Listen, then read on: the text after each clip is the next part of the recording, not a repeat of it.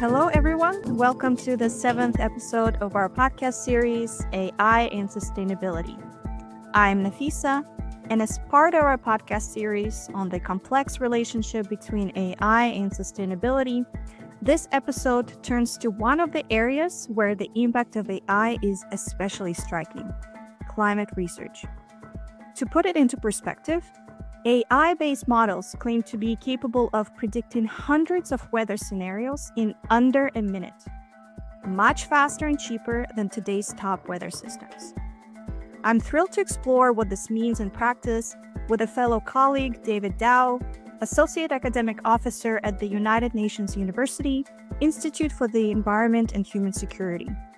Join us as we dig into how AI tools are actually being used in research and ask, can AI save our planet? So, hello, David. It's very nice to have you here to unpack this complex topic. Can you briefly introduce yourself for our listeners? I'm a climate scientist. I have a background in physics and remote sensing. So basically, I work with the satellite, with AI, with space and atmospheric physics. So all related, to climate change. And I actually wanted to dive right in and unpack how AI is used in climate change research. So in the past, we were just working with these mathematical models, and it ends here. So we take the flood the way it is. We create a model for that, and then we try to understand what's happened. What changed today with AI is on the top of the mathematics and the physics behind, we are more listening to the people and then listening to the local communities and then enter their inputs into this model. So actually to improve the model. And that's something we didn't have in the past. And that's where AI is really playing a major role. Yeah, it's very surprising to me, actually, because when I think of AI, right, or AI models, it sounds like something designed in the lab, very removed from communities and people's experiences. So I actually wonder, in practice, what does it look like to bring people's perspectives into AI modeling? Imagine, there is a flood happening, right? And then now you want to create an early warning system. But we know in some countries there's already an early warning system, except that it's not working perfectly. And the people tend not to trust it for many reasons. And then basically what we understood many issues there. Lack of, maybe transparency, the fact that sometimes, the early warning is issued too late. That's why they don't trust it. Also the fact that sometimes, they have their own knowledge that just by observing what's happening in nature. And so Have other systems of tracking. yes, indeed, it could be sometimes the animals, sometimes the trees, sometimes just by observing what's happening in the sky or the wind. And okay, let's collect this information and then put this information as data that AI can read. And we trained the AI models on that data. And so we integrated these kind of information and we used the remote sensing also to try to observe if this has happened. So using the satellite, of course. And basically now next time when there's a flood or like an earthquake or, any other event happening, just by observing these kind of knowledge that we acquired through local communities, we are able to help the people because now they trust us because they know now AI is trained also on their knowledge. And we noticed actually by experience that, yeah, it's working much better than before. Yeah, local indigenous knowledge improves modern technology, right? Makes it Indeed, more. indeed, 100%. So, in the past, so before AI arrived, it was very difficult to integrate like many parameters in this mathematical models, right? we could have 2 or 3 variables or call them parameters. And then you create your model, trying to make it as simple as possible. But of course, you are neglecting many other things. Today, with the arrival of AI, we can take 400 and 500 and 600. And So in reaching these oversimplified traditional models. indeed, and this is also is improving, and that's where, for example, we can incorporate the knowledge that comes from the local communities and the people on the ground. Yeah, I wonder how have findings of your research been utilized on the ground? Like, do you have any concrete examples of transformative results?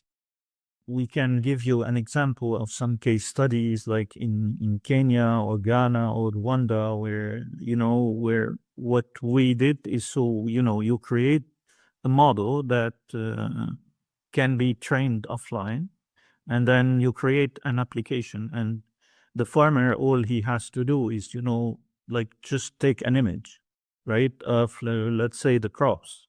He uploads the images, and then the model will automatically tell him like if the crops, for example, needs water. But also it can tell you if the plant is sick and what kind of let's say bacteria or virus these plants have. Some people in Ghana and Rwanda, they created applications that allows them to find a way to get rid of the weeds that usually kills their crops. Oh, that's very interesting. And so they created like a model based on what what they learned during our training and capacity building. So they didn't need like a huge computer capabilities, so they could run that in their local computer. But the good thing here also is if it's because they transferred back the knowledge to us and they improved our models. And this is to tell you that we are also learning from them, and that's amazing. Yeah. So it's kind of like a co-creation and co-ownership, right, of these knowledge products. Because with the AI tools, right, the big conversation is the inequality. But here you're giving us very concrete examples where people in the global south were able to benefit from the training programs that you offer and create something new that you then learn from, right? Indeed, so But I know that you mentioned just how you said traditional models, right? They've evolved with when AI entered kind of the stage, let's say. But we also know that AI itself is not a perfect tool because it continues to evolve, and it continues to evolve with the data because it's trained on data, right? And data availability plays a huge role in this. Can you maybe reflect on some of the limitations and challenges that climate scientists face in utilizing or developing this tool? for me, I always say AI is not just like one AI. So you have different types of AI. I don't know if our listeners know this, but like I would like to call like small AI, like medium AI, and the big AI. My guessing is like most of our listeners, the majority, know the big AI, which is like ChatGPT, DeepSeek, without advertising, everyone, but what we call the large language models. But for us, these models actually they don't help us at all, and then they require computation, like a huge amount of computation, and like but also they they consume water. We know that they are emitting tons of CO2s, also the consumption of electricity. But people like climate scientists are not very interested actually in developing these large language models. On the contrary, for us, working with small AI and medium AI can do the job. And trust me, even in the global north, the majority of the institution, including academia, universities, research institute, they don't have the power to create these LLMs. They don't have the money because it costs lots of money. And let me also say, I mean, that's not also sustainable. It's not good for climate, as I was mentioning. So what we are doing is using the medium and the small AI. And that's the kind of knowledge and capacity building and training we are also doing with the Global South. Yeah, I like how you're immediately kind of connecting this with some of the sustainability challenges or environmental issues, right? Because indeed, we have been talking about it again and again, the water and carbon footprint of this, as you said, large language models. But now that you're explaining, small and medium AI could produce good results, but at the same time be resource efficient. What about the especially since you're mentioning people in global south like researchers or just let's call them consumers of these AI tools, what kind of resources do they need from your perspective and your experience? Just a basic computer, not something very fancy, you know, a computer that's not expensive and that can still work there. And you don't need, for example, a data center to host the data, so you can still host it on your hard drive. And if you need, for example, a bigger hard drive, sometimes when you do like medium AI, then you can buy just an external hard drive and put the data on, like with 1 terabyte or like couple of terabytes, it will do the job. So It can be very yeah, accessible. yeah. So it's something pretty easy to get, and then I can tell you by experience. So like just if we try, like when we go to do the training and the capacity building, if we host, for example, our tools online, and then we ask now the people we are training and we are in the global south to download it online, and we have like maybe 20, 30 people in the room, then it won't work anymore because the internet there is very slow. So one of the things for you, one of the solutions we do is like we download all the tools before arriving to the country. And we distribute the tools, via a USB or, so like we don't have to wait and like make the internet more slow than it usually is. And so, and you avoid also issues like, if they lose the electricity or, right? So Yeah, I think that's a really good example and a great transition to my last question. What is a single most important takeaway you want our listeners to remember from this conversation? look, I just want to say, I know AI is currently, at least, is somehow not sustainable and maybe is harming the climate. But I can say the same about, all the technology that we had in the past. Some of the technology we still have today. Take, for example, the airplanes we are all taking. They are also harming the climate. However, let's focus on the positive side because I'm sure AI in few years from now, it will be more sustainable and it will help each one of us, to learn more, to use it in order to improve our daily lives and also to reduce like the impact, the negative impacts that we have today on climate change.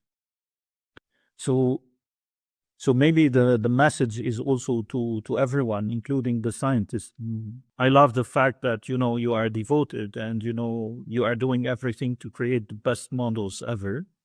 However, please don't forget to include the local communities and the even the farmers and the fishermen and everyone in your model, because their knowledge is crucial to improve our models and make sure that we are serving at the end the people and not someone else. So I want to tell them, let's serve the people even before serving the science. Or interact more with the people behind the data, like humanizing it, right? Yeah. Yeah, that's a very good message. Thank you. Now I would like to transition to our now well-known segment, starting from the so-called AI glossary of terms.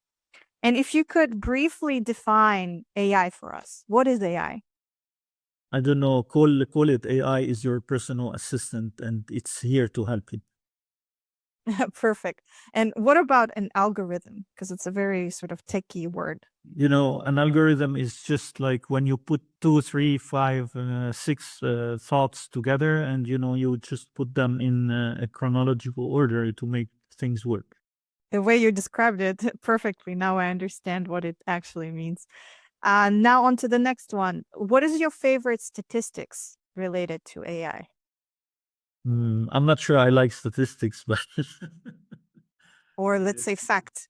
I think the only fact I really like about AI is because it's making our life much more simple, and it's making it easy in teaching, in capacity building, in training. So, Perfect. Describe AI in 3 words. well, that's a difficult task. That's a challenge. Yeah. Yeah, AI is a tool. AI is a tool. That's how we Yeah. describe it. I don't want to call it smart because it's not smart, not so far. That's why I prefer to say AI is a tool. Use it or let it go. So That's a great motto. And last but not least, our guiding question that we will then pose to Gen AI as well and compare your answers. Can AI save our planet? yeah, very good question. AI alone cannot save our planet. We need to be there. If you think AI is a silver bullet and is God, so no, AI is not a God, and it cannot save the planet. Perfect. Let's now hear what Gen AI had to say. That's a big question, and it definitely depends on how we use it. AI has a lot of potential in areas like climate modeling, optimizing energy use, improving resource management, and even supporting sustainable practices. But it also needs to be paired with strong policies, global cooperation, and ethical considerations. So while AI can play a huge role, it's just one piece of the puzzle. How do you feel about that response, David? Yeah, I mean, I agree that AI is one piece of the puzzle. As I said, you need everyone, the human beings. So you need the policymakers, you need the scientists, you need the private sector, you need the public sector. So you need everyone with AI in order to solve the problems. If we want to have like a better place, a better planet, join the efforts between the brain of the humans and the kindness and passion and the emotion part of the humans with AI. But AI is still, at the end of the day, it's not even a machine. It's just some tools, some codes for the time being. Maybe it will be incorporated in a machine later, or it is already, but it didn't arrive to a level that can compete with a human being, in my opinion. And that's another inspiring message from today's episode. AI cannot save the planet, but humans can save the planet using AI responsibly and ethically and sustainably. Thank you very much, David, for joining me for this episode. I think it was very insightful. You gave a lot of different examples of how AI can be used by researchers, and it is being used in the present time, delivering impactful results on the ground. So thank you very much for this conversation. Unfortunately, that's all the time that we have for today. Thank you, David, for joining us for such a thoughtful conversation. It was very useful to see how AI is giving climate researchers new tools, but also new questions to wrestle with. From integrating local expertise and indigenous knowledge, to building trust, to co-creating and co-owning solutions with communities. It is clear that sustainable futures cannot be built with technology alone.